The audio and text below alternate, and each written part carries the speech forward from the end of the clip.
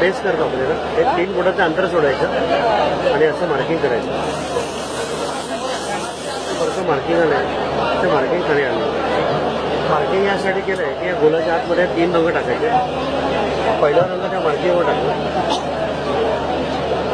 दुसरा रंग टाकताना आधीच्या रंगांमध्ये थोडंसं त्याला मिक्स करून टाकलं. तिसरा रंग हा मध्ये पूर्ण करून टाकला. हा झाला बेस. बेस केल्यानंतर ते सेंटर पॉईंट काढलं. तर सेंटर आणि डिझाईनचा सेंटर आपण एकमेकांना फक्त मॅच केलं. आता जाळीवरती पांढरा, पिवळा आणि पोपटी हे रंग फिक्स आहेत. डिझाईन कोणताही असलं तरी लाईट कलर असल्यामुळे हे बेसला वापरायचे नाही. सुरुवातीला हिरवा रंग मी बाहेर फिरवला. त्याच्याखाली पिवळा रंग आधीच्या रंगांमध्ये थोडंसं ओव्हरलॅप करून फिरवलं. तसंच पांढरा पण पिवळ्यामध्ये ओव्हरलॅप करून फिरवला. आता शेवटी पिवळा रंग पांढऱ्यात मिक्स करायचा आणि डिझाईन हळूहळू हे पूर्ण करायचं. ठीक आहे. आता जे रंग आपण खाली टाकले होते ना त्या रंगांवरती सगळं डिझाईन हे तयार.